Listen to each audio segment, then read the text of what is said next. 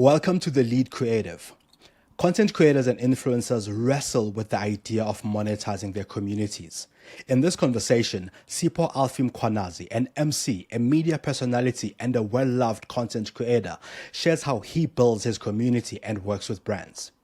Some of his achievements include working with brands like Fanta, Vodacom, Mercedes-Benz, and being part of the team behind the KFC wedding, which made waves in 2019. He also shares how you can build your community and what brands need to consider before working with influencers. Thank you for listening to The Lead Creative. Please subscribe wherever you get your podcasts.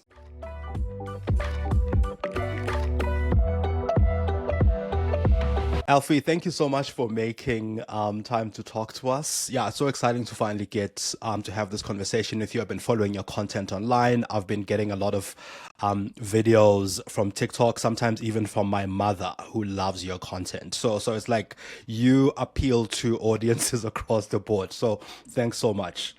Thank you so much for having me, Mongez. It's so good to see you. Awesome. So before you became a full-on content creator and MC, you were working at Sandparks, and we know the story, or at least we've heard the story of you working at Sandparks and being an MC. But how long were you at Sandparks before you left to become a content creator? That's the part that I'm kind of not clear on. I think I was at Sandparks for 4 years. Yeah, it was about 4 years. I started at the South African National Parks in 2018, and I left in 2022. Yes, it was 4 years. Over that time, of course, you built your profile, you had done a lot of work, you are a comms specialist yourself, and we'll talk about how that influences content creation. But how important is it to strike while the iron is hot? Do you think that if you didn't leave Sandparks rather at the time that you did, if you left a bit later, that your content would have flown as much and that you would have become the content creator genius that you are today? Like, how important was that jump, making that jump when you did? I've always been a firm believer that when the time is right, things just fall into place.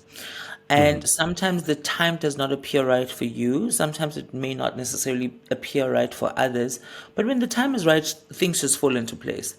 Sure. And me taking the jump then was a matter of just realizing that my wings had reached the ceiling, and I was just starting to get uncomfortable with being enclosed within, the structures and all of that sort of stuff. And I wanted to fly and explore other things. But I don't necessarily think that had I made the jump at any other point, things would be different. I think things would fall into place. People, I don't discuss this much, but some people know that I was part of the hashtag KFC proposal, hashtag KFC wedding. We were actually part of the team that started that trend in 2019 already. And it was a huge sensation across the globe. And it was big. And that was what I was eyeing as that wind that would lift me and propel me into greater things. But I was like, not yet. So whether you at any point should you decide to jump, because we always think there must be a right time, there must be signs, there must be this, there must be that. We are always waiting for that one chance, that one opportunity that sometimes may never come. You just have to make that opportunity, decide to take the leap, and if you are in alignment, I kid you not, the universe responds swiftly and you are carried. You mentioned the KFC wedding, which is an interesting thing that I'd almost forgotten about, because that's the nature of social media. Things fly and they become part of conversations. And with something like that, which is, to me, in a way, similar to a reality TV show, right? The kinds of questions that we ask. Is it staged? Is it real? Is it a campaign? Is it just a person proposing at a KFC? What goes on behind the scenes of something like that? Oh, I think that was probably one of the most riveting and the most inspiring things I've ever worked on in my life. How it started was a gentleman decided to, this was an actual, it was a renewal of vows. They had been married for 7 years, or Mr. and Mrs. Nkasi. And when they met, initially, they had met in a KFC. And that one was buying her order, that one was buying his order. And,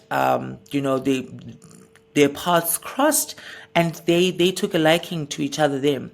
So he had now taken these rings to go get them cleaned, and he was coming back to where his first love was established.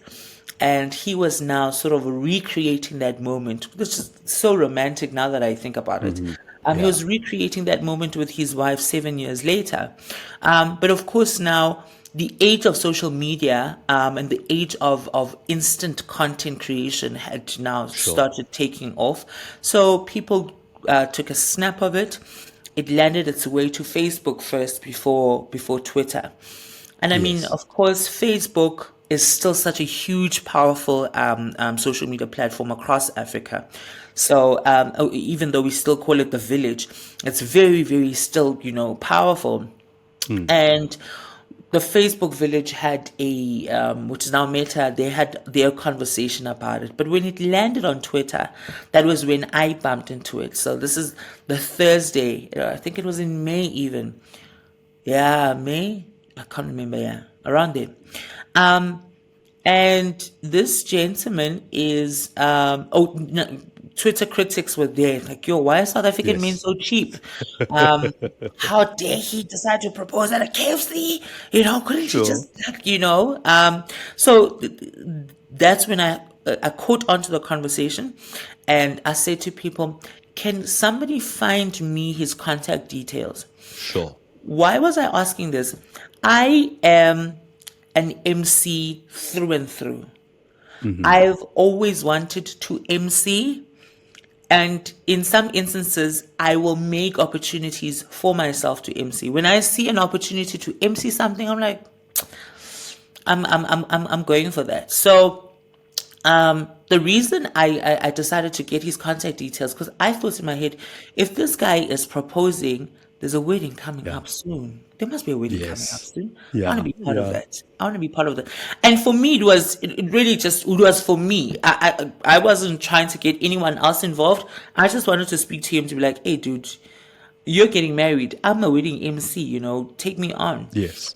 I got his contact details and I called him in the morning, and I'm getting ready to go to work at this point. And I said to him, unjani baba? I saw abantu bayakhuluma ngayo. I was like, yeah, people have been talking about this for a really long time. Our phones keep ringing, whatnot. I'm like, so you guys getting married? And he's like, we've been married for 7 years. Yeah. I'm like, wait, so you guys are planning an anniversary, right? And he said, yes. I'm like, okay. Do you guys have an MC? And he said, no. Like, oh, okay, sharp. Was it? But we don't have budget to have a whole wedding. We really don't have money. That's why we did it at KFC. We just wanted to celebrate and move out of the way. I'm like, okay, do you give me permission to go back to Twitter and say, let's create a wedding? Because you need 4 things. After all the years of MCing that I've done in weddings, you need 4 things. You need a dress, a suit, a venue, and a cake. That's a wedding. That's a complete wedding. You need nothing else. That's a complete wedding. And he said yes. I went back to Twitter and I said, guys, I've just spoken to this gentleman. He actually, this is an anniversary. He actually wants to do a whole wedding, and let's just make this wedding happen. And at the time, I was very close friends with a friend of mine who's now late, Dr. Cindy Van Sale. And I spoke about her. Yes, I spoke about her yesterday, and I'm speaking about her again. I miss her so much. Dr. Cindy Van Sale was one of the biggest social media accounts on Twitter at the time and the most influential. She was a social media shark, especially on Twitter. She had a huge following and a big market, and people loved her, and they were easily influenced by her because she was just so authentic, so genuine, and she was just so real, And I put out that tweet there, and a friend of mine called Joe Human, he is doing incredible work with Jameson at the moment. Joe Human has got a brilliant mind. So at the time, their engagement on Twitter was insane. I was still a baby on Yeah. Twitter. I then said, okay, I'm putting this tweet out. Cindy, retweet. Joe, retweet. They both retweeted. Joe said to me, come collect me. Let's go see the couple together. Because at that moment, I decided, actually, let me just go chat to him. Let me just go speak to him and hear what he has to say. We need to make this wedding a success. So there I am. They lived in the Val, City Yeah. Bay. Collect Joe, and we're driving. While we're driving, Joe is now looking at the tweet that we had retweeted, and Yes. Yes. it's a mess. I'm surprised. Why is my phone crashing? My phone Yeah. crashed probably like 6 times that day. My notifications were insane. People are trying to contact us. People are now donating. It's now a huge thing. So yesterday was trending as the wedding proposal. It's now the KFC wedding. So we're Right. now at the front end of this. People are donating brands. I've never seen such a unity of brands all at the same time with no agenda, Yeah. Yeah. with no hopes of gaining anything. South Hmm. Africa was just so inspired at the time, and everyone wanted to Yes. participate in that. Yes. And Yes. that was incredible to see. I can't remember your question. No, I mean, I like this. I like this. No, I think the question was what goes on behind the scenes, and you've described what Yes. goes on behind the scenes at, in great detail, which is great. And from what I'm getting, the proposal happened by itself, as Yes. an isolated incident that happened, and it was noticed by people on social media, started on Facebook, and then you saw this as an opportunity to create not just content but to propel yourself as an MC Of course. at this particular wedding, and then you started almost organically. You started organically, actually, not even almost. You Yeah. started to organically create this campaign for you to MC, but this thing became an actual campaign with brands now hopping onto it. And Yeah. I think in that, from sort of with that in mind, what I'm getting a sense of is that at the time you weren't partnering with brands. At the time you weren't working a lot with brands as a content creator, and that was your springboard, or at least that was part of the springboard to you working with brands. Now you do this thing, this campaign happens, becomes a big deal on social media and in the news and everywhere else. How does this change your life as a content creator? Like, how does this change the game for you? So at the time, I had not considered myself as a content creator, and I think the term content creator is very recent. It's a now thing. It's a buzzword now, but then there wasn't a term for it. Content Sure. creator. There wasn't. You were either a tweleb. They used to call us twelebs. Or you were an Instagram baddie. They used to call them Yeah. Instagram baddies and whatnot. So there wasn't the term content creator. But excuse me, at the time I knew that I was an MC. Sure. And that was what is important, and that was what was important for me to be known as.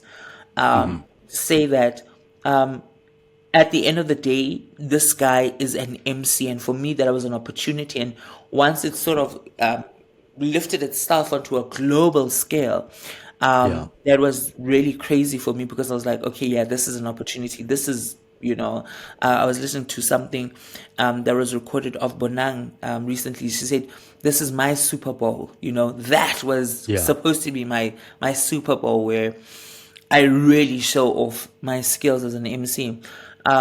But yeah, then the MCing gigs really started happening. But at the time, I'm still at the South African National Park. So it was a matter of having to just juggle the two until I realized, no, man, I need to go. Yeah. How long after the the first instance that you realized that you were becoming a content creator, that that your name was starting to become, becoming a significant player in the social media and social scene? How long between that time that you started realizing that and the time that that you resigned from Sandparks to chase it full on? How long did that take? It took quite a while because even after I had left Sandparks, it still had not dawned onto me that I was a relevant player within the space.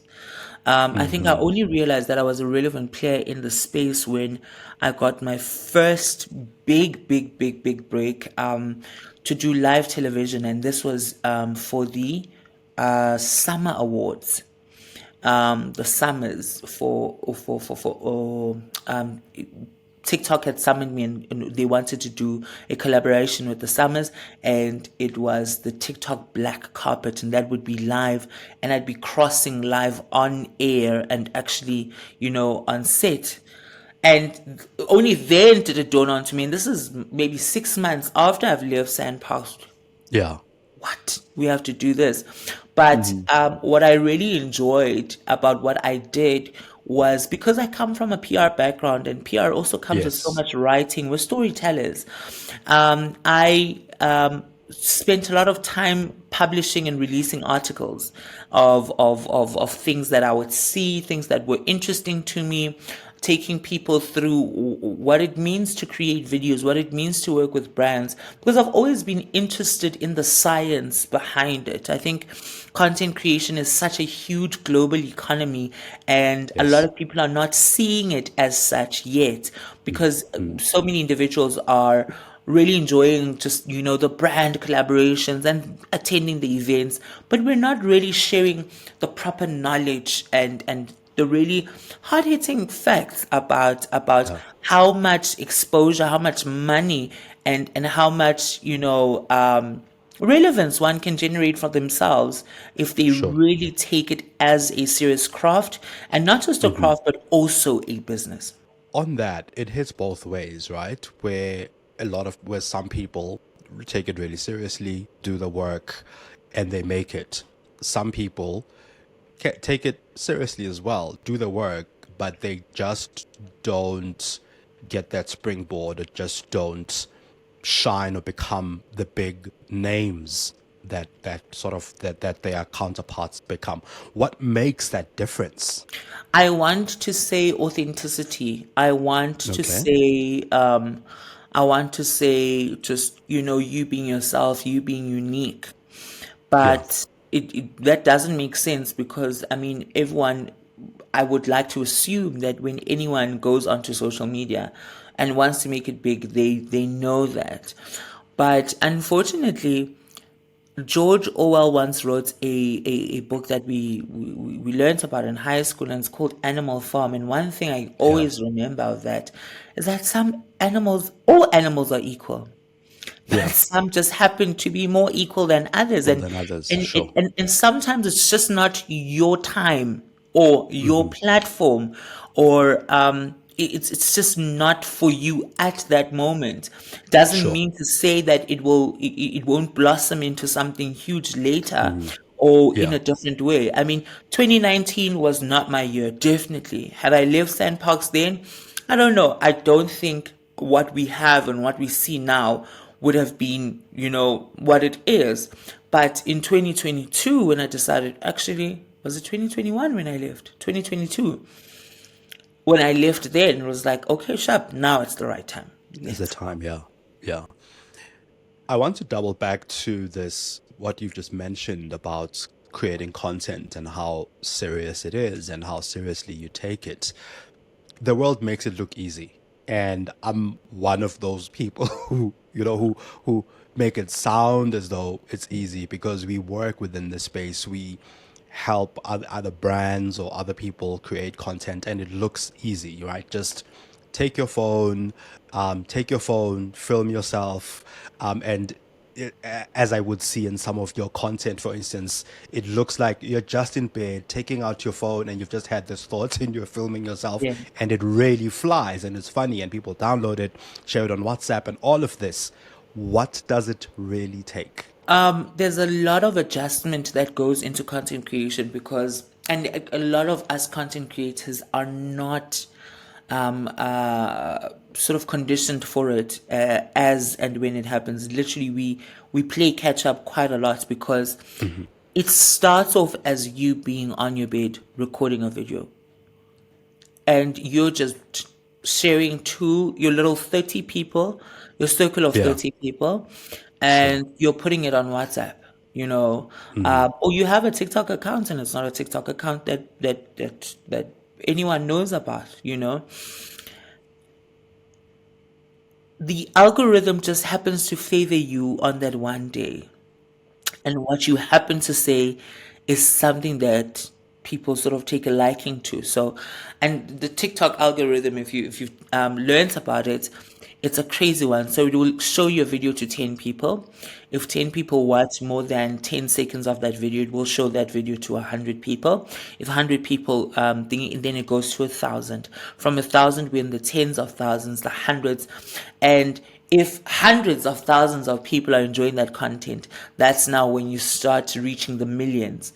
So, and all of this happens really quickly. I mean, the algorithm is quite a bully. It will literally push every other video out of the way. Yes, yes, So that yes. yours just keeps going. So every time somebody keeps scrolling, they will see. And the longer they last, what the algorithm has done now, if they watch one video of yours for a while, the next two videos is another video of you, because the algorithm says you seem to enjoy this. You enjoy this content, you like this content creator and their style and their authenticity, as you put it. Exactly, because it wants to keep you on the app longer. So you're now the sensation that everyone is talking about. Your videos are going all over and all of that sort of stuff.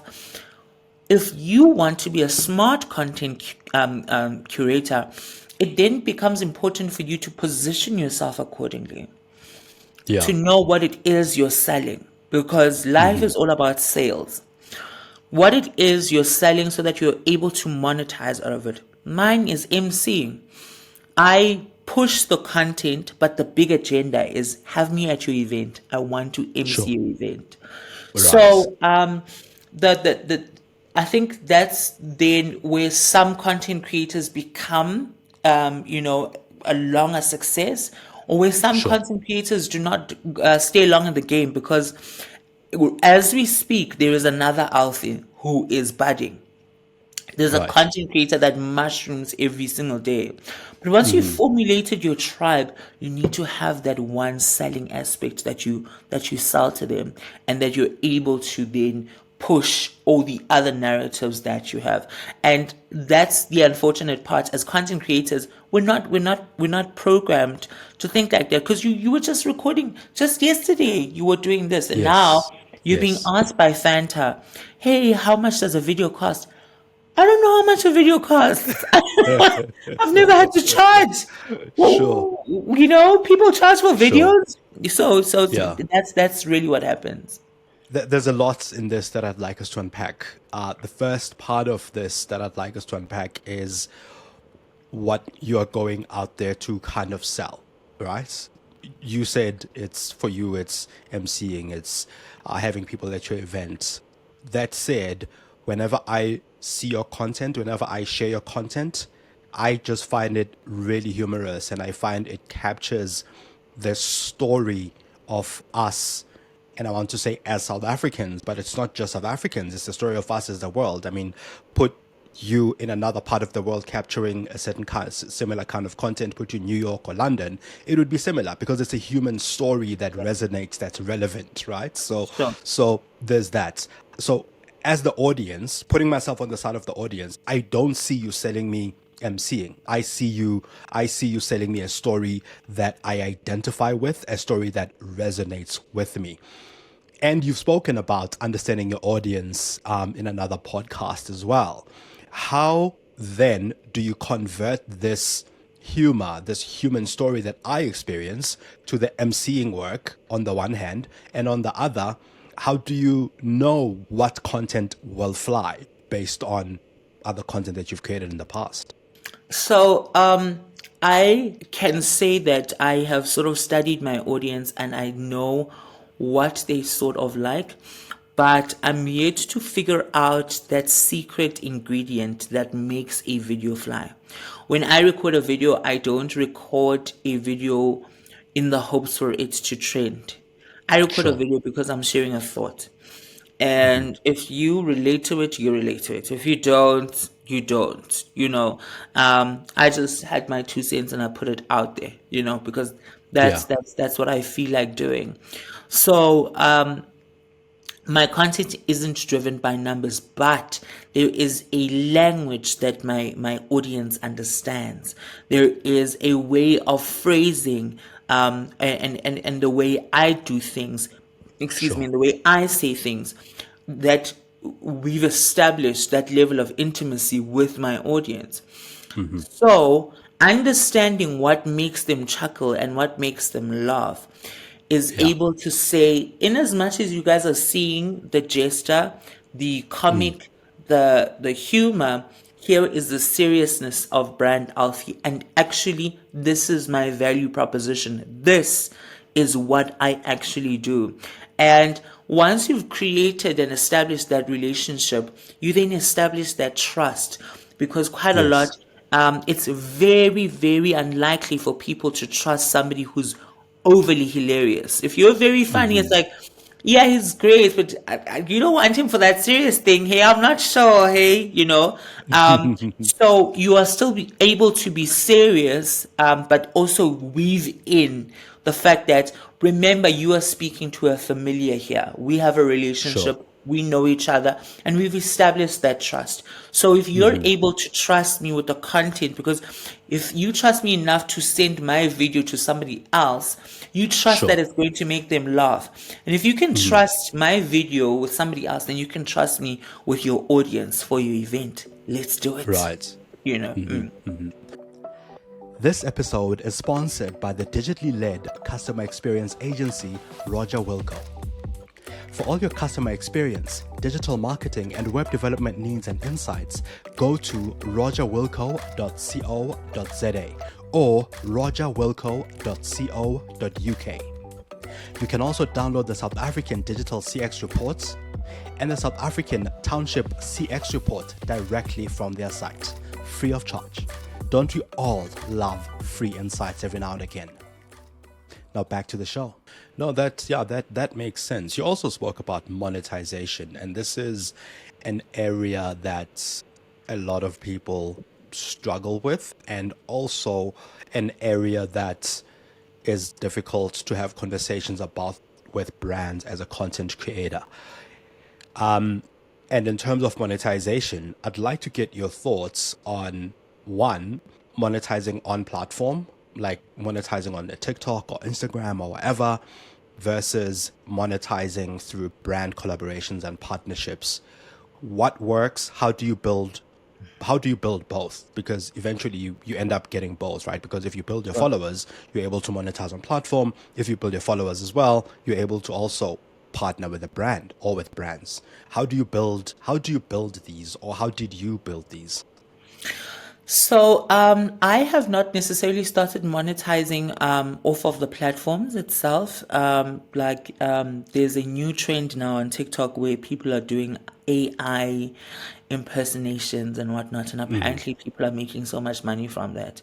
And now I think TikTok allows you to sort of open like a channel, almost like a subscription based sort of service, where people sort of pay a subscription in order to, access pieces of your content. I think my content is very, it has nostalgia. There's also just it's its own specific way. Whereas I do not necessarily want people to pay to see aspects of themselves that remind them of themselves through me. Yeah. So I have not started monetizing off the platform yet. But also, when you start monetizing through brands, you then are put in a tricky situation where you now have to establish your value and figure out what your value is, Sure. and what that is then, what that means in terms of a rand value, or the specific currency. So there are things. So you start off, I mean, a lot of us start off not knowing what to charge. I think my first video was like 500 rands or something, and Yeah. because you wanted to sort of start off. And once you charge that, you also get comments and responses from clients that say, oh, you came in really under budget. Hey, considering the amounts of work that you do. So you pay attention to those sort of things, like, Yes. okay. And as you go, you gradually increase in value. But as you Mhm. increase in value, you also increase in skill also, Yeah. because now you sort of know the algorithm. You now know when to post, what time to post, what to post, which sort of content, when you're pushing the envelope and when you shouldn't, so you get to understand all of those things. And while you're learning and studying your target audience, when you then come with this huge figure that a brand is supposed to part with, you're able to give them proper receipts and say, pay Mhm. attention to this content, it was posted at this time. Pay attention to this, pay attention to that. This is why I'm the right fit for this brand. And this is why Mhm. I know you guys are going to get value from this video or from this piece of content. And the proof is in the pudding. So brands are able to track that because there are metrics behind all of these things. A Yes. brand is able to say, oh, actually, what he says he'll do, he delivers on. Now, for a content creator who's starting out, who's building their audience, who's building their community, I mean, you've just said that with all the work that you've done and all the content that you put out there, you haven't monetized on platform as yet, right? And that makes sense. So, for a content creator who's looking to build, to grow their audience, what is the value of having 10,000 versus 100,000 followers? If if you've built so much and such a following and such a big community and you haven't yet monetized on the platform. I know that with you, of course, it's to sell your MC work, so you're also building that familiarity, like I'm a face, Sure. so Sure. for you it makes sense in that way. But what would you say is the value of going from 10,000 to 100,000 to or to a million when monetization on platform itself isn't isn't as easy or as possible? So, I think that then begs to call on the creativity of the content creator itself. You then need to be smart about. I realized, for example, that my content is content I can't make people subscribe to buy. I realized that very early on. I was like, I'm Sure. not, and that's why you don't see me so much on YouTube, because I don't have long-ended content that I can sell, because YouTube is probably one of the best social media Yeah. platforms for that sort of content. Sure. So I realized that if I'm not going to be making money off of the platform, I need to find other vehicles that are going to make me the money. And that's why, Sure. excuse me, I do a lot of brand work. But more than Yeah. anything, in every way that you'll bump into me, you hear me shouting the emceeing loudspeaker, because Hmm. I understand that the money that I'm foregoing from making on platform, I'm already making that stream of income through the emceeing work that I do. And that is standing alone from the content creation aspect that I do.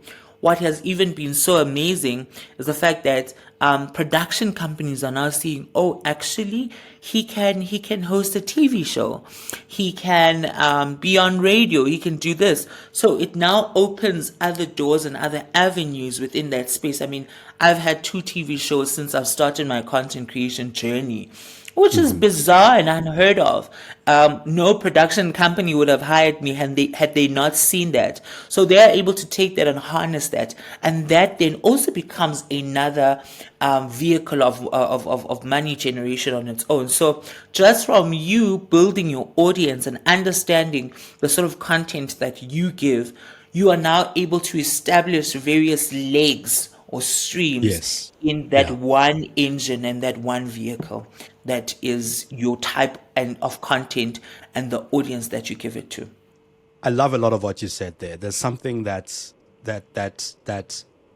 makes someone like you hugely different from somebody who is on TV or a media personality whom we've known to be on TV or radio, right? Is that you started it elsewhere and then you came onto traditional, call it broadcast or print media platform. So you started on digital, and then you became a media personality on TV, rather than many people who are big names who started on traditional platforms and then by extension built their following online. How does that change the kind of briefs that you would get when we are used to you a certain way?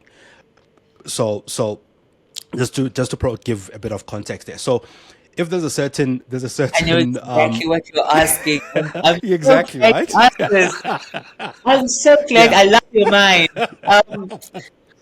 So I remember, and I got caught out for this so badly because this was the first advert. I'd actually been doing an advert with a brand, and they had asked me to come on, and they asked me for my figures, and I asked around my industry partners, and I said, how much do you charge for an advert? And I didn't realize there's a lot of budget that goes into advertising, especially advertising on TV. So, okay, we're on set. I'm mic'd up. We're shooting and all of that sort of stuff. And they gave me the brief. And this is we want you to be Alfie, and we want you to do this and all of that sort of stuff. And I'm like, oh, okay, sure. And this who you're speaking to now, this is Alfie. Alfie. There's the social media character, and sometimes quite often I'm the social media character for that 1 minute when I record Yes. that video and Yes. I let go of Yeah. it. And then I become this. So they're like, no, do it the Alfie way. I'm like, hey, this is the Alfie way. Like, oh, like, we're expecting you to like use your like really, really quirky voice and all of that sort of stuff. I'm like, Yes. Yeah. and I remember saying this while I was trying to learn my lines. I was like, I don't know why people keep asking for this Alfie character because this is who I am. So I'm one of those people who think out loud. I Yeah. think out loud. And Yeah. the director came to me and he said, "Oh man, we're so sorry. We didn't realize that you had a problem with this. We just thought, that we liked that and we thought you'd Yeah. give us that. I'm like, oh, are you guys gonna be mad if I don't give you guys that? And they were like, no, no, no, you can do it whatever way you want.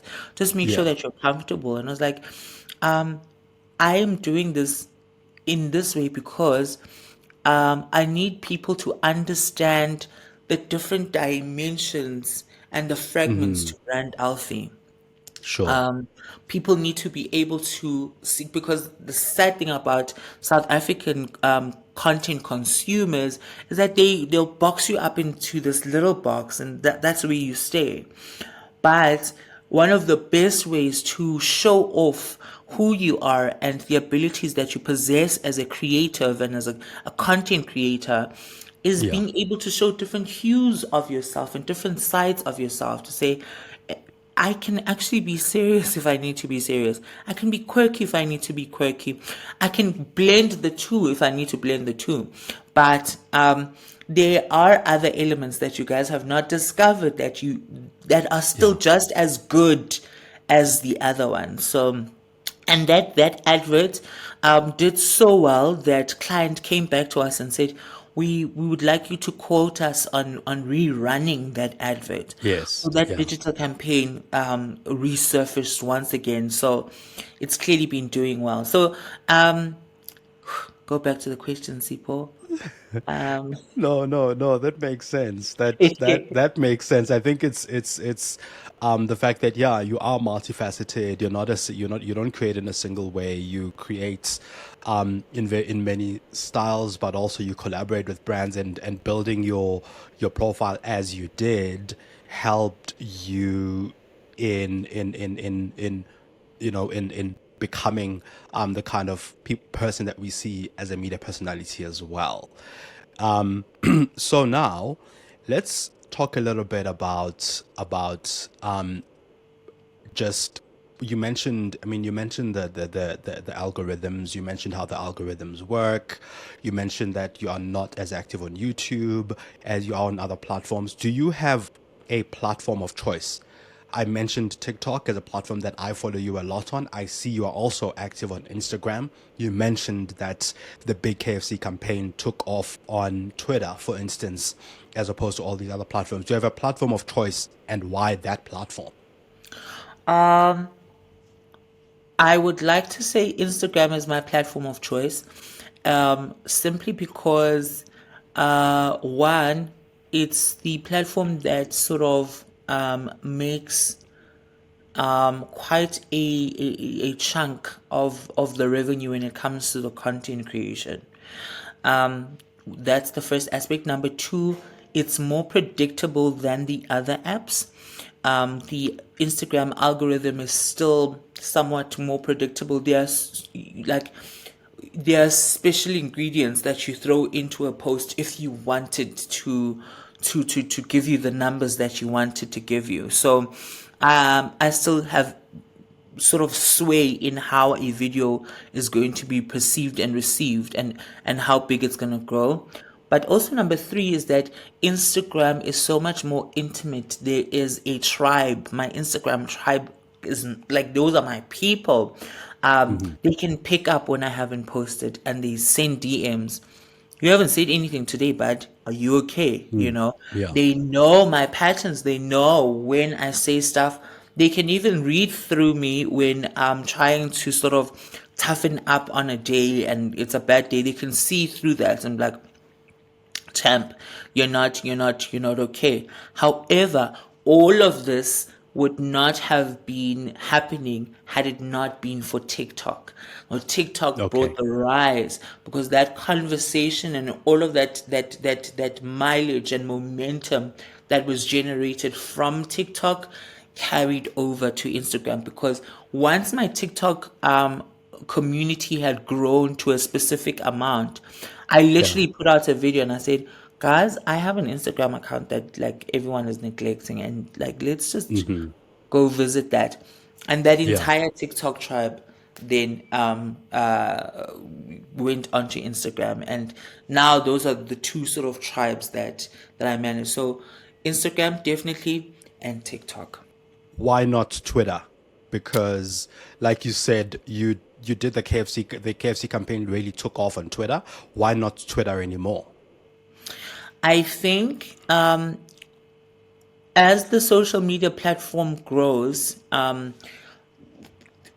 there are certain personalities that also sort of develop on different platforms, um, and anyone who works with brands will tell you the sort of slight dangers that come with working on Twitter.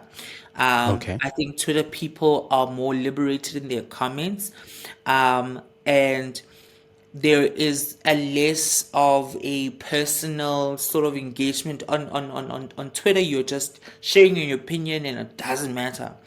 On Instagram and on TikTok, we see your face. We actually see your video. We actually see the human. It's not just characters that we're reading. We see the human. So when we critique your work, when we're speaking to you and about you, there's more tact on those platforms than there is on Twitter. So because of the diciness of Twitter, I'm just like, oh, I'm not sure if that's where I sort of wanted things to take off. But also, um, people interpret characters differently than they do when you actually speak. So people could not really pick up on my humor on Twitter. It was only when it was on Instagram and on TikTok where people were like, Yeah. "Oh, actually, this champ is interesting somewhat." Yeah. Yeah. You keep talking about your tribe, which I really like because I mean there's a a marketing author who's one of my favorite authors who speaks about this idea of tribes, and in your sense, your tribe is obviously the audience and the people that you talk to and the people that you have in mind when you create your content, which is really great because then it means you take your audience. I think you keep your audience in mind. How would you describe this tribe of yours? Because again, you spoke about understanding your audience, which you do, and you keep talking about your tribe. How would you describe, who your tribe is? I know that it's not necessarily in South Africa. Like I said, it's everywhere. Anyone with whom the content resonates. How would you describe them? Ha! I think yeah, this is a tricky one. And this is one of the assignments that we're working on for our 2024 strategy for the brand. So I've been tasked with having to describe this audience, having to describe this tribe. I think that this tribe is predominantly female. I can tell you that. Probably 80%, 70%. They are female. They have some form of nostalgia. Something about me reminds them of home. I think that's one of the reasons why my content does so well. It just reminds a lot of us of home. Three, they are quite a transparent and really easygoing group of individuals that understand that life comes at you quickly and Yeah. life picks up just as it does, because some of the things that I speak about are things that we relate to so much. We were like, that happened to me yesterday or this morning. You're Yeah. not Yeah. bringing something foreign to me. You're not talking about how it is being in your dad's mansion and your Porsche was stuck on the side of the road. You are giving me real life struggles. This is what I'm experiencing. This is what I go through on a daily basis. I just didn't have the words to articulate it, and you've just put it to me in 30 seconds or in a minute. So I think my tribe, and I've got a very sort of strong tribe in terms of conversion.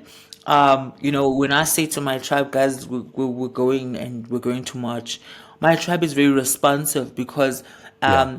we understand each other. That communication is so intimate that when my tribe even asks for something or a piece of content, sometimes I get DMs, "Hey, did you see this? Why haven't you said anything Yeah. about this?" Yeah. And I have to then be smart and say, "Okay, sharp, I'll chime in on that," or Yes. that's not my conversation to have. So yeah, I've got quite Yes. an Yes. interesting tribe. There is, I mean, there's a lot to your tribe, and there's a lot to your content as well. There's something that I'm realizing on your timeline, or at least when I just look at your content, that of course, there's the basic content that you kind of create, and then there's the branded content that you have. How do you approach the content creation and recording and filming and editing process differently when you do your day-to-day content versus when you do content for brands? And I'm thinking right now of the content you did with Fanta in recent times. So it all depends on the brief and the sort of character that you're trying to put across when it comes to the brand specifically. There are some brands that will need you to go technical, where I need a videographer to come shoot this, I need a cameraman or a photographer to actually record that content for me. There are some Yeah. pieces of content that I've still been able, like really crazy branded pieces of content that I've still been able to record in my tab or even in my bed, Yeah. and it still does the numbers, and clients is just like, oh my word, excuse me, how did you think of this, just from your bed? Yeah. So it really depends on the nature of the brief. If you understand your brief properly and you sort of see what that brand is doing, I mean, you can't talk about Fanta laying in your bed. I can, yes, I can, but Fanta is an energy brand. It's live. It's vibrant. It makes you want to be out there. Yeah. Right now the biggest key message is snacking is still relevant and all of that sort of stuff. Yeah. So based on what the brand is trying to put across, you also want to meet the brand at the same level. That's when you really want to do that. But sometimes you want to change the narrative by going against the tide. And I'm known to do that quite a lot, where Yeah. a brand will be a lively brand and I'll come in so subliminally.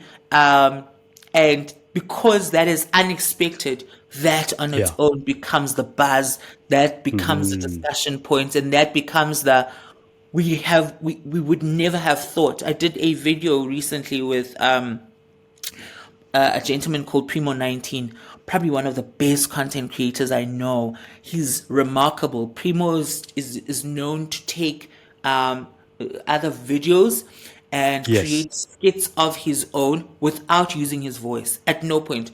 No, there are very few people who know what Primo's voice sounds like.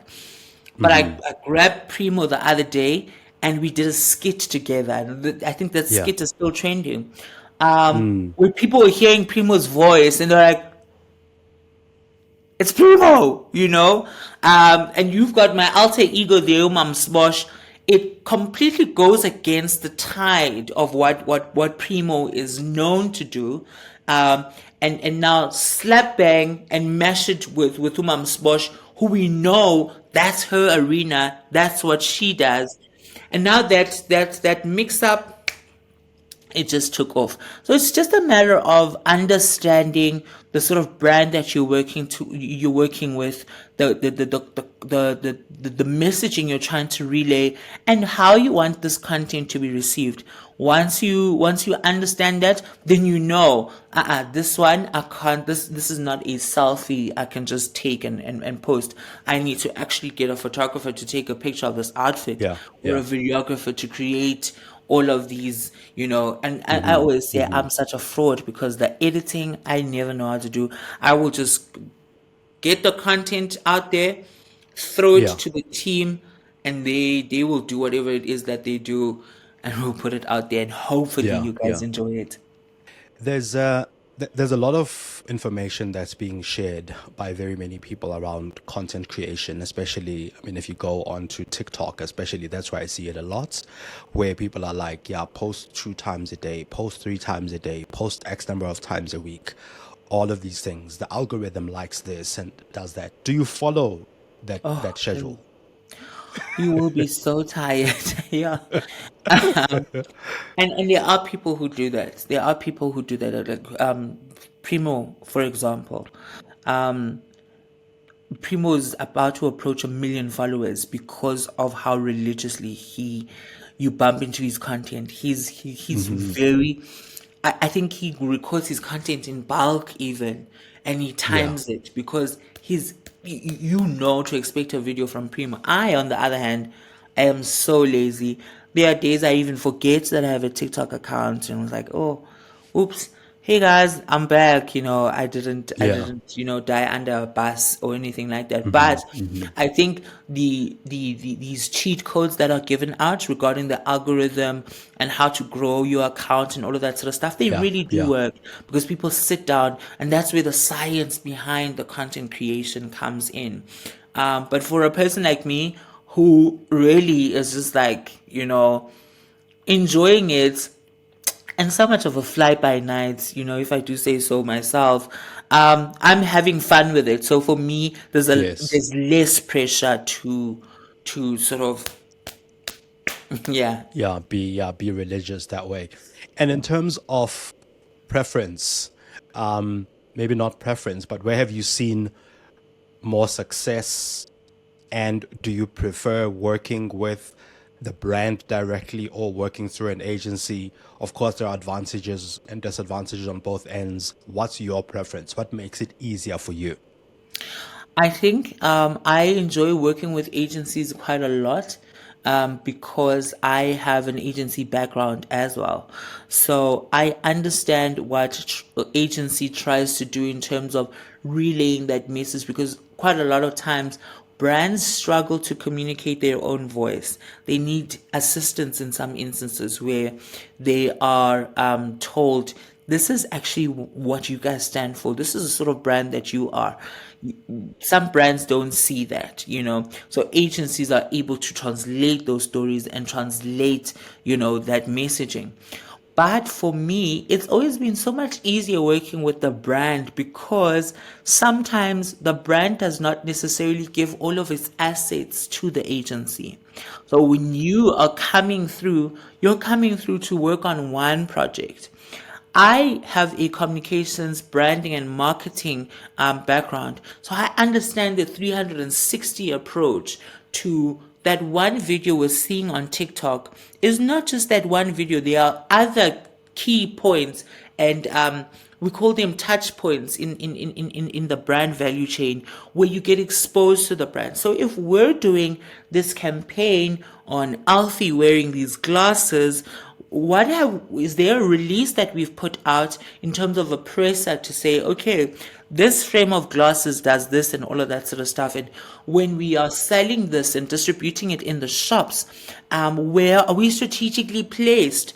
Outdoor advertising, what does that look like? There must be a whole golden chain that we go through, where somebody bumps into Alfie's video, they can associate it with what they saw on a till point at some point, or what they saw on a billboard on the N1, and something they heard on the news. So there must be that. And sometimes, unfortunately, brands will give this piece of the pie to that person, this piece of the pie to that, and you just don't see that synergy in how all of these moving parts are speaking to each other.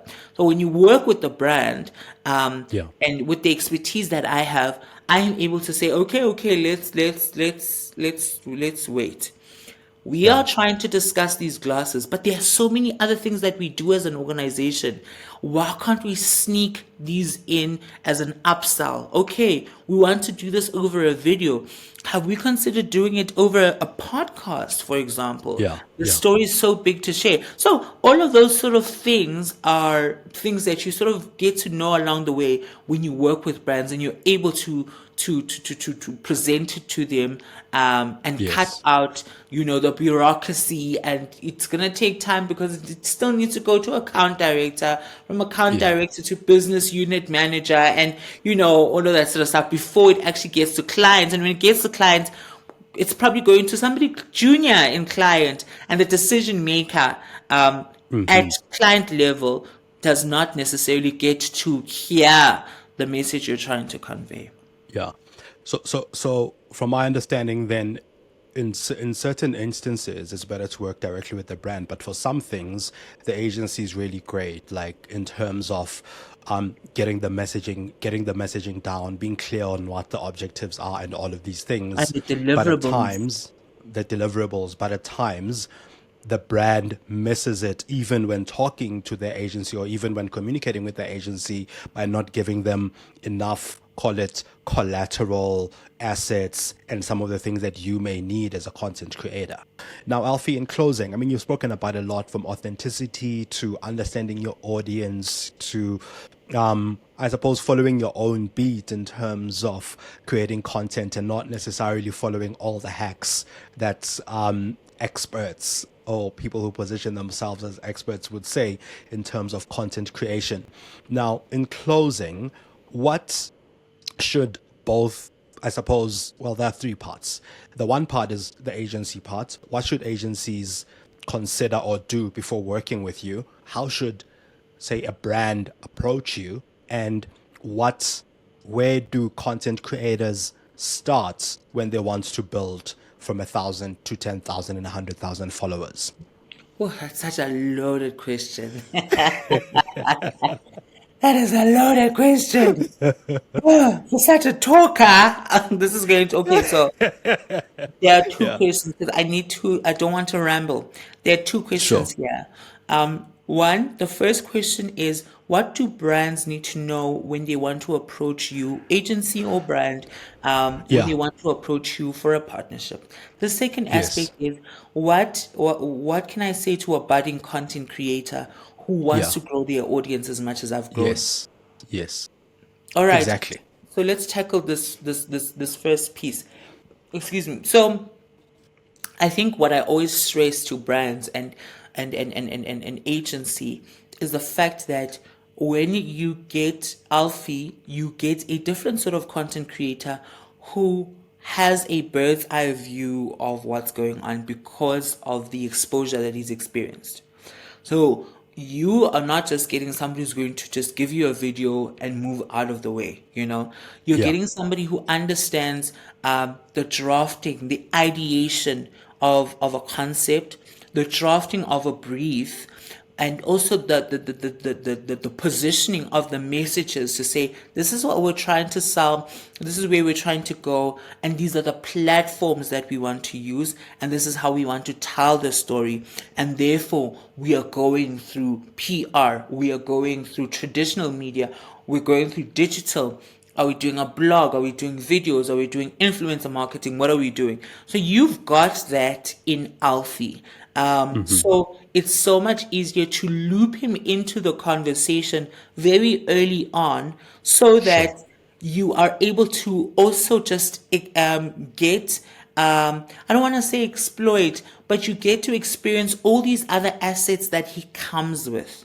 So it's not just the video aspect, but there are so many other things he's able to feed into when it comes to the brand and relaying the message. Happiness. Yeah. Absolutely. Got The that. second piece of the pie is um, this has been said, it's a buzzword and it's been said so many times. Authenticity, authenticity, authenticity. I kid you not. If you have more than two people listening to you around a braai or in a group of people, Yeah. then you have the ability to grow your audience because clearly there's more than one person that is able to listen to your message and they take a liking to it and they find it interesting, you know. So it's a matter of understanding and paying attention to those social cues. Pay attention to your audience, and as much as you're being authentic, as much as you're being funny or all of that sort of stuff, pay attention to the cues that you get from your audience. Your video numbers will show you, check, is it because of what time I posted this video? What was I wearing when I posted this video? What was I saying? Is it because of the language I spoke? Like when I speak in English, my audience goes, oh yeah, you're not, yeah, you know, ooh. Yeah. Yeah. But when I speak to them in vernacular, you know, they're just like, okay, okay. So I'll tease the fact that at the end of the day, he's still a professional, you know, in as much as you guys know him for this, I'll still weave those aspects in so it doesn't catch them by surprise. So it's understanding your audience and understanding the people who want to listen to you. If you pay attention to those people, I kid you not, they like inviting other people and saying, hey, I found him interesting. They will do the Yes. work for you. You don't need to do so. You just listen to the 10 that is listening to you. That Yeah. 10 is powerful enough to go fetch 1 million without you doing anything different. You just focus on this 10 that keeps on listening to you. Once they've brought their friends, there's now 100 of them.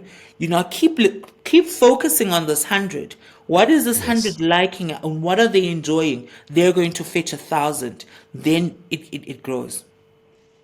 I know I said that was the closing question, but you brought up something that I'd like to follow through with a little bit.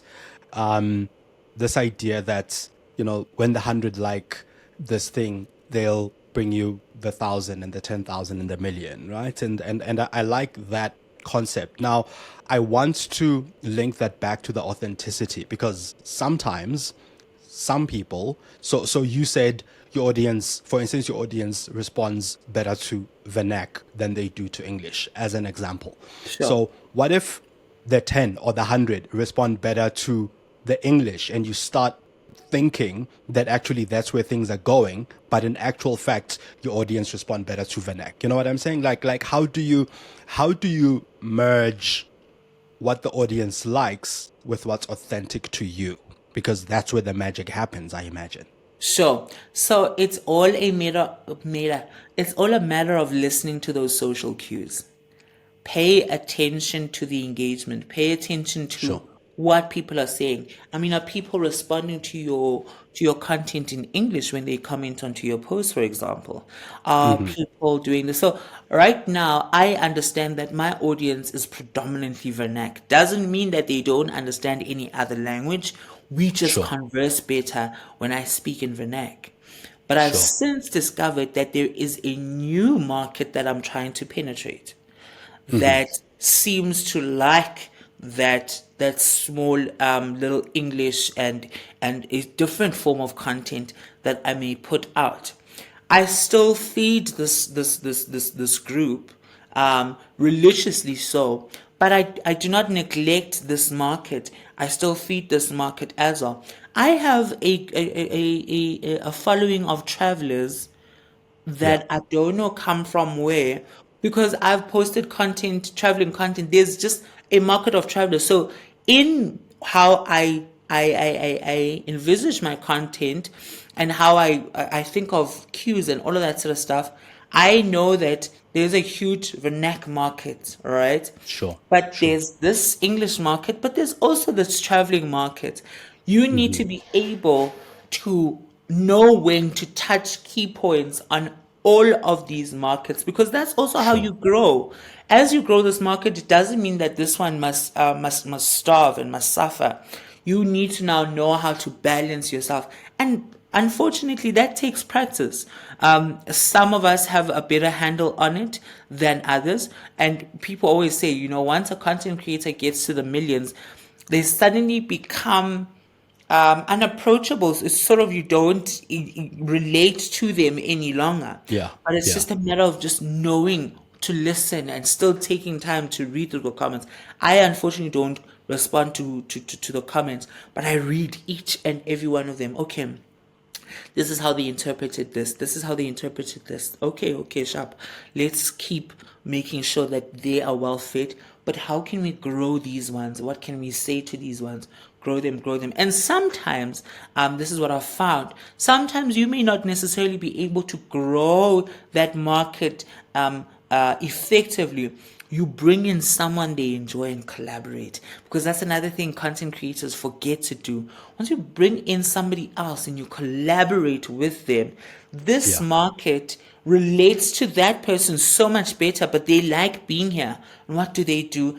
That creator now comes with their market. So that's where you now see a lot of content creators that work side by side.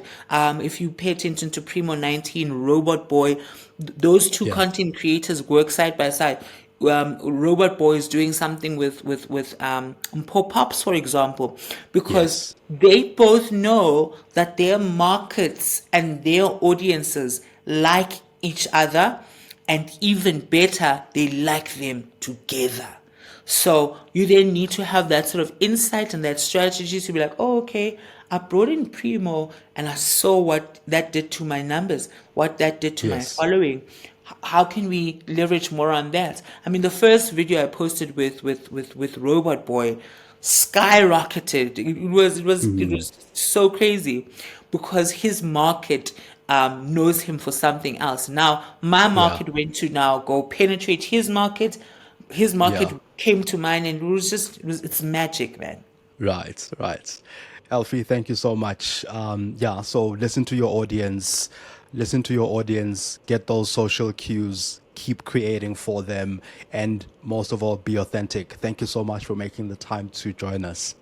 Thank you so much for having me, Mongezi. I can tell that you are burning with more questions. I am I a am friend always. of the lead creative, a big friend of the lead creative. So Thank Whatever you. we did not finish this afternoon, we'll definitely make time to discuss at another point. Please feel free to summon me at any point. You have an Awesome. incredible mind. Thank you so much for having me. Thank you. Thanks for making the time.